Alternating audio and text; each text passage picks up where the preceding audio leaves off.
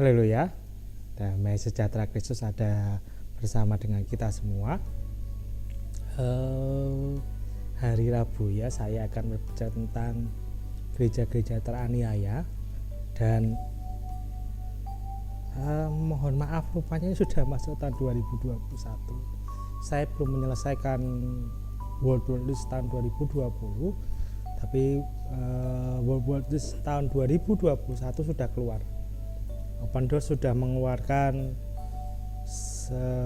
50 negara dengan posisi kekristenan teraniaya paling berat ya, 50 negara untuk tahun 2021 berdasarkan statistik di tahun laporan-laporan di tahun 2020. Di 10 besar World List 2021 tidak ada banyak perubahan. Korea Utara nomor 1, nomor 2 Afghanistan, nomor 3 masih Somalia, nomor 4 Libya, nomor 5 Pakistan, nomor 6 Eritrea, masih sama di 1, 2, 3, 4, 5, 6 dengan tahun 2020. Bedanya di tahun 2021 ini nomor 7, peringkat ke-7 ditempati oleh Yaman, yang tahun kemarin ditempati oleh Sudan. Sekarang Sudan ada di peringkat ke-13. Peringkat ke-8 masih urutan sama Iran. Kemudian yang peringkat ke-9 Nigeria yang kemarin ada di peringkat 12.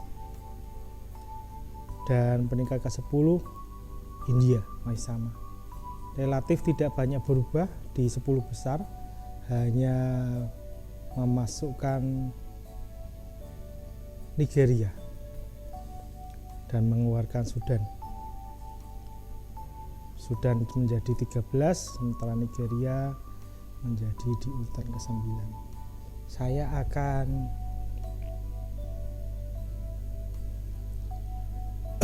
berbicara begini, Bapak Ibu Saudara-saudara.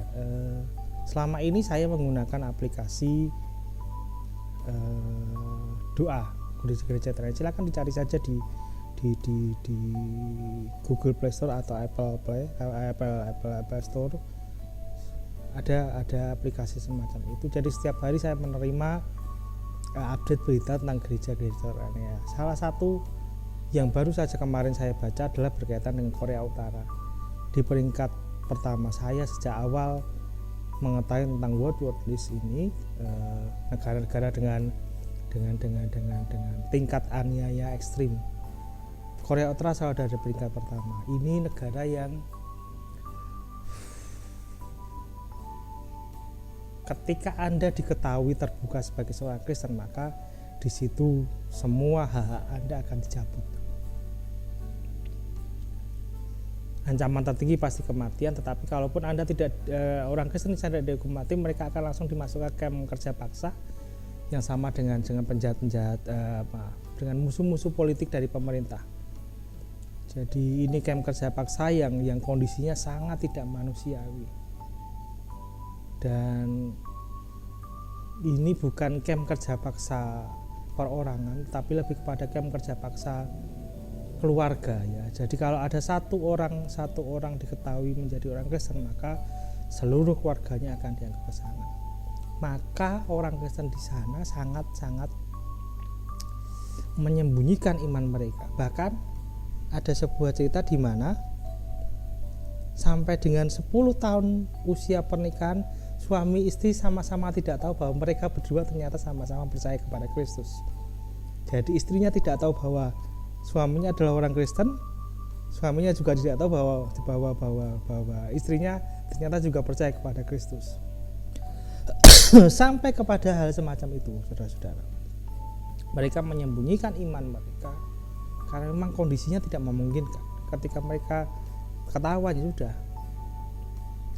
Yang lebih mengerikan bagi saya adalah gini, anak-anak usia sekolah, anak-anak usia TK, SD, mereka diindoktrinasi untuk memata-matai, dalam tanda kutip, memata-matai orang tua mereka.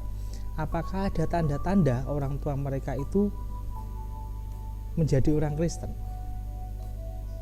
Jadi anak-anak ini diajari untuk melihat orang tua mereka, tanda-tanda ini loh orang menjadi orang Kristen, lalu kalau sudah itu laporkan kepada gurunya supaya dilaporkan kepada pemerintah. Kalau sudah seperti itu, maka ya itu dia, bahkan kepada anak-anak mereka sendiri pun mereka menyembunyikan iman mereka.